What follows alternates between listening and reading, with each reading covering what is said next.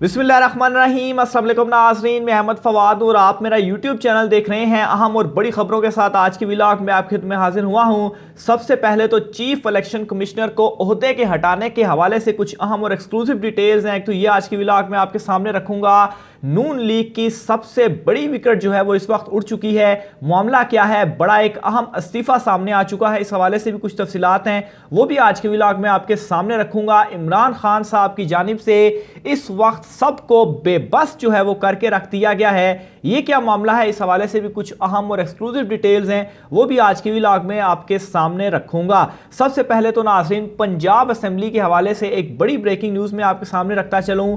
Punjab assembly जिसे तहलील करने के हवाले से इमरान खान साहब की जानिब से जो कुछ एक डिसीजन जो है वो लिया गया था, लेकिन उसके बाद कोर्ट और दीगर मामलात की वजह से 11 जनवरी तक फिलहाल तो ये मामला टल चुका है। लेकिन इस दौरान जो वज़ीर आला पंजाब परवेज़ इलाही को डी नोटिफाई किया गया था, इस मामले पर नून लीग के अंदर एक बड़ी लड़ाई जो है वो छिड़ चुकी है। एक बड़ी फूट नून लीग के अंदर पड़ी है और बहुत से अहम रहनुमा ऐसे हैं जो कि ये कह रहे हैं कि नून लीग को ये जो डी नोटिफाई वाला कदम था वो नहीं उठाना चाहिए था। और जो रीज़न बताई जा रही है वो ये है कि ये डी नोटिफाई करने से नून लीग की जो पॉलिटिक्स है, जो सियासत है, उस पर मजीद जो मनफी असरात हैं वो पड़े हैं। ज़राए के मुताबिक नाज़रीन, नून लीग के जो कुछ अहम लीगी रहनुमा हैं, उन्होंने इस नाकिस जो हिकमत अमली थी इसके जो जिम्मेदार हैं या जिनके अहकामात के ऊपर ये किया गया,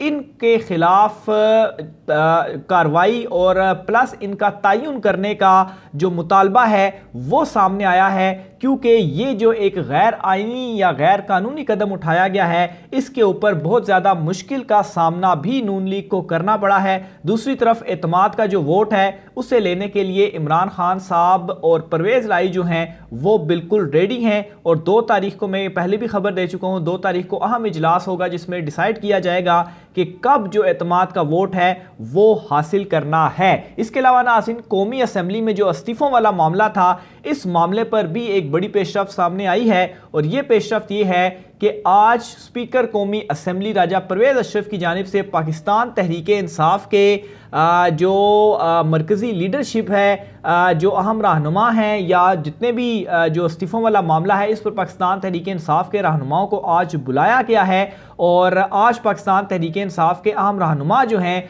वो परवेज़ इलाही साहब से मुलाकात भी करेंगे। और इस्तीफ़ों के हवाले से आज एक बड़ी जो ब्रेकिंग न्यूज़ है वो भी कौमी असेंबली से आने वाली है। और इस पर इमरान खान साहब की जानिब से आज लाहौर ज़मान पार्क में एक अहम इजलास भी बुलाया गया है, जिसमें शाह महमूद कुरैशी और जो दीगर मरकज़ी क़यादत है वो शरीक होगी। और इसमें कौमी असेंबली में जो इस्तीफ़ों वाला मामला है, इस मामले के ऊपर मुशावरत जो है वो होगी। और आज ये जो वफ्त मिलने जा रहा है स्पीकर को, इसमें भी क्या जो डिसीजन है वो सामने आता है, इस हवाले से भी एक बड़ी पेशरफ्त आज सामने आने वाली है। आगे चलकर नाज़रीन, चीफ इलेक्शन कमिश्नर की बरतरफी के हवाले से भी कुछ अहम तफसीलात हैं, वो भी मैं आपके सामने रखता चलूँ। तो दावा इस वक्त ये किया जा रहा है कि बड़ी एक अहम मीटिंग जो है वो हुई है और इस मीटिंग के अंदर ये डिसाइड किया गया है कि जो चीफ इलेक्शन कमिश्नर हैं ये आइंदा इंतखाबात जब भी होंगे वो इंतखाबात मौजूदा चीफ इलेक्शन कमिश्नर नहीं करवाएंगे, बल्कि इनको हटाया जाएगा और इनकी जगह पर किसी दूसरे नाम को लाया जाएगा। यहाँ तक भी नाज़रीन तफसीलात सामने आ रही हैं कि नए चीफ इलेक्शन कमिश्नर के लिए जो कुछ नाम हैं उनके ऊपर भी गौर किया जा रहा है, क्योंकि मौजूदा चीफ इलेक्शन कमिश्नर बहुत ही ज़्यादा इस वक्त मुतनाज़ बन चुके हैं। ख़ास तौर पर जो कुछ डिसीजंस इलेक्शन कमीशन की जानिब से सामने आए और फिर प्लस उसके ऊपर पाकिस्तान तहरीक इंसाफ का जो रद्द-ए-अमल है वो भी आपके सामने है। अभी जो रिसेंट बल्दियाती इलेक्शंस को मुलतवी किया गया, ये भी बड़ा एक हैरान कुन फैसला था। और इस पर मज़ीद जो पाकिस्तान तहरीक इंसाफ का बयानिया या इमरान खान साहब की जानिब से जो कहा जाता है चीफ इलेक्शन कमिश्नर की जानिब चीफ इलेक्शन कमिश्नर के हवाले से, उसे मज़ीद तक़वियत मिली है। और मेरे नज़दीक भी काफ़ी हैरान कुन फैसला था। और इस फैसले में जो इस्लामाबाद हाई कोर्ट के डिसीजन को बुनियाद बनाया गया, तो इस्लामाबाद हाई कोर्ट ने तो कभी इलेक्शन कमीशन को किसी तरह से बाउंड या उनके इख्तियारात में कमी नहीं की थी, जस्ट उनको फरीकैन को सुनने का कहा था। लेकिन उसके बावजूद भी इलेक्शन कमीशन की जानिब से जो बल्दियाती इलेक्शंस हैं इनको मुलतवी किया गया। बहरहाल इस पर भी आज इस्लामाबाद हाई कोर्ट में एक अहम समाअत है। इलेक्शन कमीशन को नोटिस इस पर जारी हुए हैं, क्योंकि पाकिस्तान तहरीक इंसाफ ने इलेक्शन कमीशन के इस फैसले को इस्लामाबाद हाई कोर्ट में चैलेंज किया था। इस हवाले से भी तफसीलात जो है वो आज तकरीबन 2:30 बजे ये जो केस है उसकी समाअत होगी। इस पर जो तफसीलात होंगी इंशाल्लाह मैं नेक्स्ट व्लॉग में आपके सामने रखूंगा। मुस्लिम लीग नून जो है वो इस वक्त एक बड़ी मुसीबत में फंस चुकी है। एक तो उनकी पार्टी के अंदर ही फूट पैदा हो चुकी है, उनकी पार्टी के अंदर ही जो इख्तिलाफात हैं वो हर मामले के ऊपर सामने आ रहे हैं। और दूसरी तरफ मुस्लिम लीग नून के अहम रहनुमा, इनके साबिक वज़ीर ख़जाना मिफ्ता इस्माइल जो हैं, इनके अगेंस्ट भी कार्रवाई का जो अंदिया है वो इस वक्त दिया जा चुका है। मिफ्ता इस्माइल की जानिब से मुसलसल नून लीग की जो कुछ पॉलिसीज़ थी, ख़ास तौर पर माशी लेवल पर, इन पॉलिसीज़ के ऊपर जो तनकीद है वो की जा रही थी। और बिल्कुल उन्होंने अपने गुस्से का इजहार इसमें वो कर रहे हैं कि जिस तरीके से उन्हें वजारत ख़जाना से हटाया गया और इसहाक डार को लाया गया। तो बहरहाल इस तनकीद के ऊपर पार्टी जो है वो उनकी कार्रवाई के ऊपर गौर कर रही है। प्लस यहाँ तक भी कह दिया गया है कि मिफ्ता इस्माइल साहब को बार बार पैगामात भी पहुँचाए गए कि आप ये जो तनकीद है वो ना करें, लेकिन उसके बावजूद भी वो ये जो तनकीद है वो कर रहे हैं। इसलिए उनकी पार्टी रुकनीत मुअत्तल करने और उनके खिलाफ कार्रवाई करने के हवाले से इस वक्त जो चीज़ें हैं वो चल रही हैं। ये थोड़ी सी माजरत चाहूँगा, लाइट जो है वो अचानक से चली गई, जिसकी वजह से थोड़ा सा रोक के मुझे ये लाइट का जो बंदोबस्त है आर्जी वो करना पड़ा। बहरहाल मैं बिल्कुल इख्तिताम पे हूँ।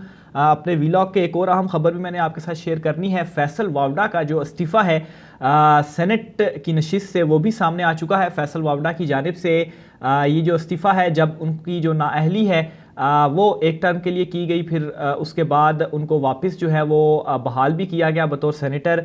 सुप्रीम कोर्ट ऑफ पाकिस्तान में उन्होंने डिसीजन जो था वो सारा इलेक्शन कमीशन का चैलेंज किया था। तो इसके बाद सुप्रीम कोर्ट ने ही उनको कहा था कि आप जो सेनेट की नशिस्त है उससे इस्तीफ़ा दे दें। और इसमें मज़े की बात यह है कि फैसल वावडा की इस सेनेट की नशिस्त के ऊपर ऑलरेडी इलेक्शन भी हो चुका था और सेनेटर मुंतखब भी हो चुके थे। लेकिन चूँकि फैसल वावडा दोबारा बहाल हुए तो ये दोबारा जो है वो अपनी नशिस्त के ऊपर बहाल रहे और प्लस फिर वो जो इलेक्शन था वो भी ख़त्म हो गया। लेकिन बिलाखिर फैसल वावडा की जानिब से जो इस्तीफ़ा है वो सेनेट की नशिस्त से दे दिया गया है। और अब होगा ये कि अब दोबारा इस नशिस्त के ऊपर जो इलेक्शन है वो करवाया जाएगा और एक दोबारा सारा जो प्रोसेस है वो शुरू किया जाएगा और नए सेनेटर जो हैं वो इसके ऊपर मुंतखब होंगे। बहरहाल सेनेटर फैसल वावडा जो कि पाकिस्तान तहरीक इंसाफ की तरफ से मुंतखब थे, पाकिस्तान तहरीक इंसाफ से तो वो फारिग हो चुके हैं। अब वो दोबारा किस पार्टी में जाते हैं ये भी जो है वो आगे आने वाले दिनों में पता चल जाएगा। लेकिन ये जो सेनेट की नशिस्त है वो फैसल वावडा की जानिब से इस नशिस्त से इस्तीफ़ा दे दिया गया है।